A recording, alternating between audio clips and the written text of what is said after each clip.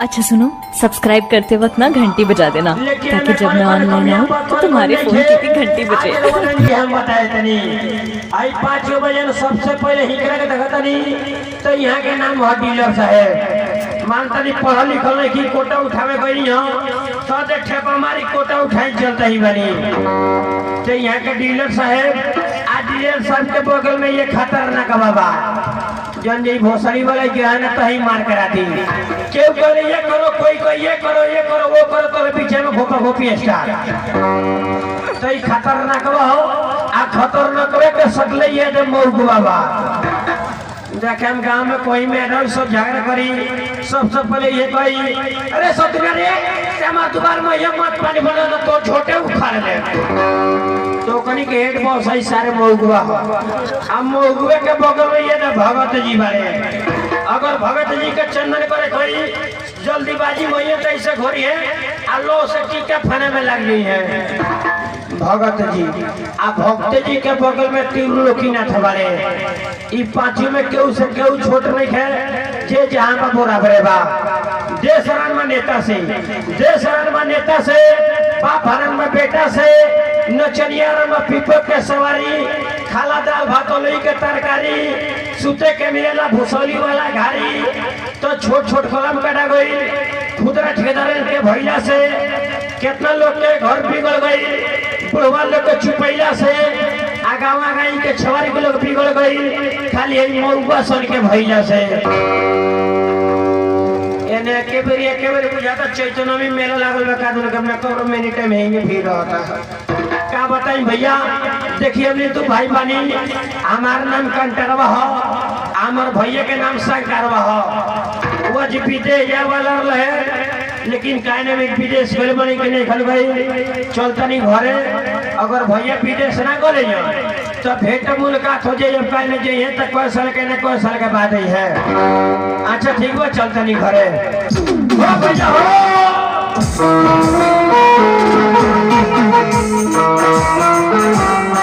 क्या भाई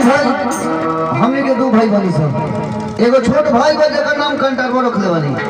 इतना ना हरामी हो गए कहली के बबू पटना जाए करला कहली बबू तनी बकरी लेके चल चलावी तो फौजी घरे रही है अरे हम गइल बा कि कहां बा कोनो था देखे बबू रे भैया कहां रे ओ भैया चरनाम सब कोई प्रणाम कर लेते चरनाम करते हैं ऐसा चरनाम करता नहीं कि विदेश जी वो तो 4 साल के बाद वही बोल से गोटे चरनाम पे नहीं। अच्छा बड़ा होशियार बड़ी भैया हां हां वो तो तू विदेश जा मैंने रोलू हो तो बोले बोल नहीं के दे बाबा लगा ओ कि भैया विदेश जाए वाला रहा हो मैंने वो विदेश जा वाला रहा बबुआ रे विदेश जाए वाला नहीं है जल्दी पटना गई नहीं मेडिकल जांच भाई मेडिकल जांच में हमारे कागज छुटा गई यही से कहता नहीं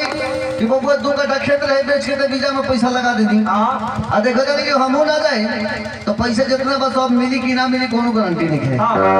यही से कहते हैं कि दोनों मेडिकल जांच भइल बा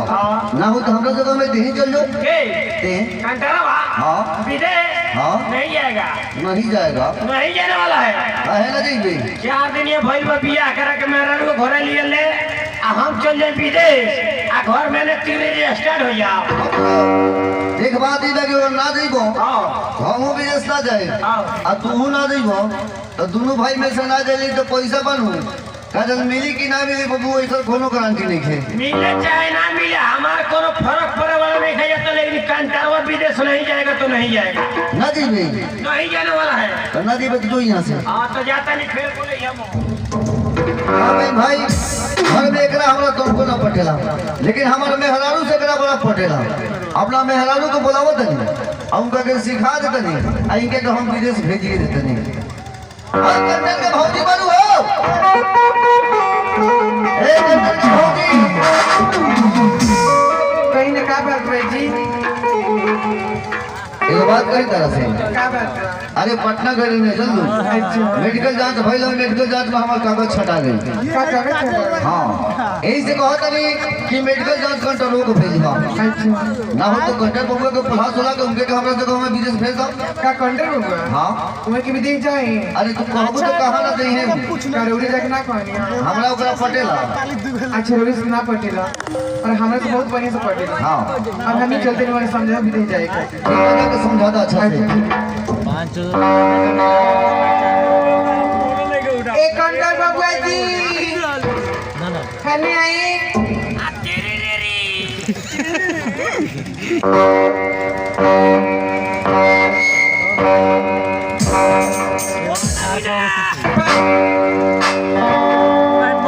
कोरोना हो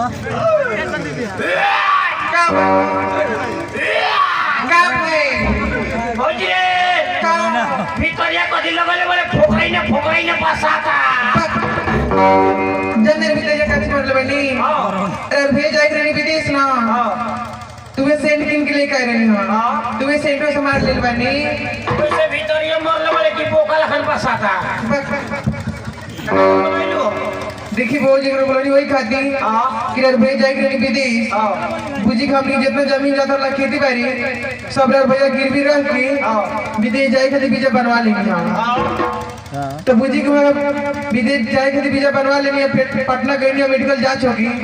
तो मेडिकल जांच में छटा गई इस वहाँ के किडनी फेल बा तुम्हारे तो विदेश ना जाए वही से भाई लोग बउआ जी तनी रेवे ने विदेश चल जाए फिर विदेश के नाम मन धरी हमरा सामने ये तो तोर जी भीज के बांस में काटी मार दे ओए भौजाई भी सुप ने खिए भी हो हम मरने मेरा घर में कबड्डी खेलिए तो हम विदेश से घंटा विदेश नहीं जाएगा ना जरूरी नहीं जाने वाला है ना जाए वो आदमी नहीं जाएगा तो नहीं जाएगा ये हमारे दुल्हन बउआ जी दे पर हाथ ना रोना करेगा ना अलगे विदेश नहीं जाने वाला है तो नहीं जाने वाला ना जरूरी विदेश नहीं खा जाए ये भी तेरे जी भी ना करी और भेज भी ना करे तो बुझी के हमने जितना जमीन जितना सब गिर भी रखा है ना सब पैसा पच जाए जी पहुंच जाइए हाँ ओकरा के 2000 दे लेकिन मेहरा ने छोड़ के एक घर से नहीं निकलेगा ना जरूरी ना? ना जरूरी नहीं खाया। सफर ना जाए सुन बउआ जी इतना कहे करवा दे कि ना जब ना जाए रवचार दे वाले बियाह भइला और ना जाके कमाए के 2 रुपया लेके आए तो कहां से अपना मोगी कान में के नाक में की लिपस्टिक पाउडर सब कहां से दे ही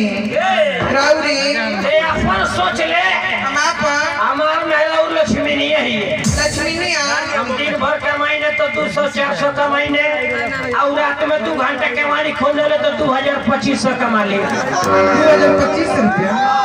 वो कैसे जी उतना बुद्धि का नाइट ड्यूटी लगा ले नाइट करोड़ा के पहाड़ा कोई लेका कौन है राउरी एनी टाइम हमार दुआरी और 5 जोड़ा चप्पल भेटाते रहेला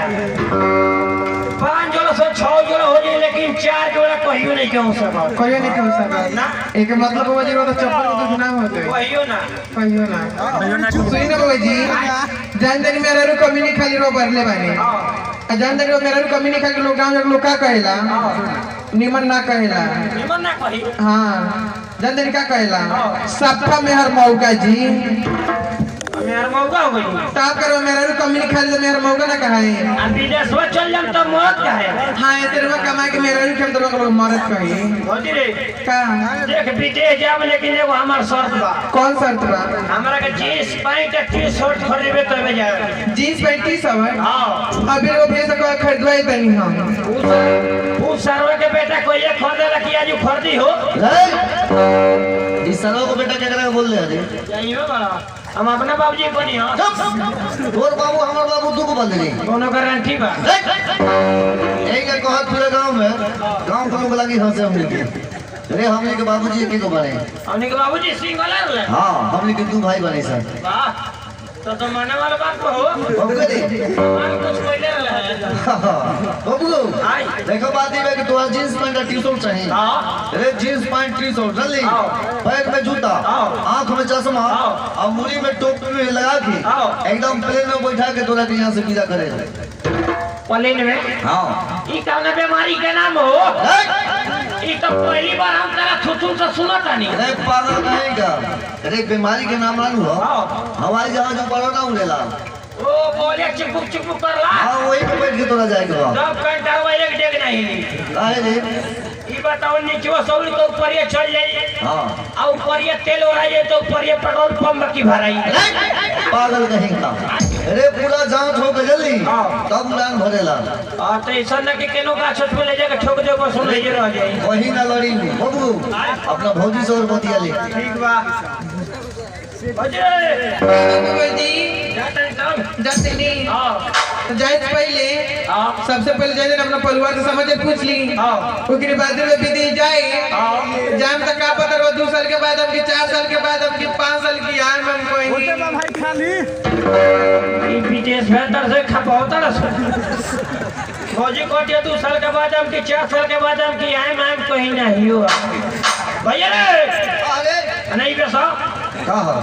खपावे वाला नया प्राण बनैले वाला सरकार का भइल रे फौजी को दिया 2 साल के बाद हम की 4 साल के बाद हम की आए कहीं नहीं हुआ अरे तो कहे के मतलब तोर भौजी की बात मानो कि विदेश जात रहो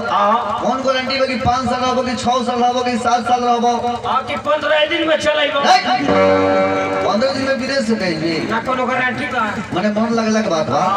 बाबू एजेंट साहब आवाज पर जल्दी जाके जल्दी बतिया के आओ ठीक बा चल तनी में लगे कैसे